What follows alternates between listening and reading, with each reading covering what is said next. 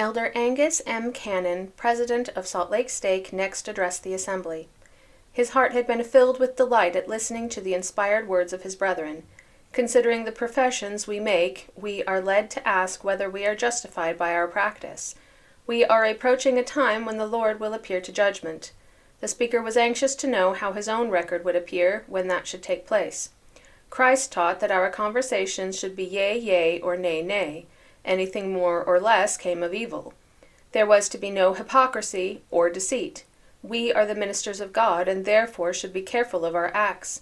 What about our speculations to popularize ourselves with the world?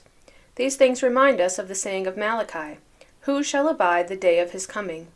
When we think of the Messiah, whose authority we have used, and reflect that we have sought sometimes to glorify ourselves rather than to magnify our Master, any effort to seek the praise of men should be laid aside. Evils are growing up in our midst. Men amongst us build and rent houses for the most degrading and infamous purposes. How will the record of such workers and producers of iniquity appear in the time of giving an account?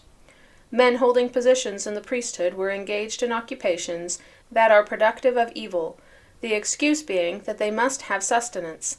This does not constitute a proper or consistent apology under the gospel. Some, making profession of better things, had, to gratify disposition to tattle, circulated untruthful reports that had brought their brethren into trouble and jeopardized their liberties. This is most reprehensible.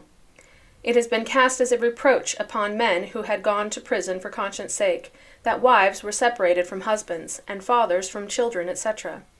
Mothers who, in consequence of hardships entailed by persecution, were bereaved of their children, would receive them again. The prophet Joseph told a sister who had lost a child by death that she would again receive her infant by the power of the resurrection. It would nestle in her bosom to grow to the full stature it would have reached had it attained maturity and mortality. When we are separated from relatives by adhering to duty and principle, we are situated similarly in that respect to the Son of Man, with whom there was never any symptom of compromise. In regard to the spirit of revelation, of which Elder Taylor had spoken, it is the privilege of every head of a family to possess it in that capacity. To those whom the Lord gave him he was a patriarch, and he had a right, if he was faithful, to the light of revelation to enable him to teach and direct them in righteousness. The speaker related an incident involving a terrible encounter between several men, some of whom lost their lives. Another was on crutches in this city, through having been shot.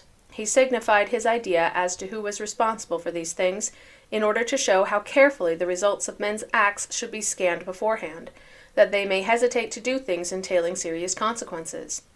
In response to the command of God to come out of Babylon, the saints had gathered out of the world under formidable difficulties, many of them never reaching their destination, being buried by the wayside.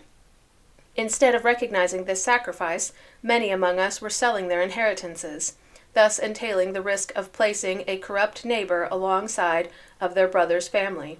If such a thing should occur and the children of the saints be thus led astray, the responsibility of the evil would largely lie at the door of the person who was instrumental in introducing the canker of iniquity. The speaker desired it to be understood that he did not wish any of this to apply to these who came honestly among us to develop the resources of the country and act with probity and uprightness. He dwelt for some time upon the depth and breadth of the results of the actions of professing Latter-day Saints when they elected to do wrong.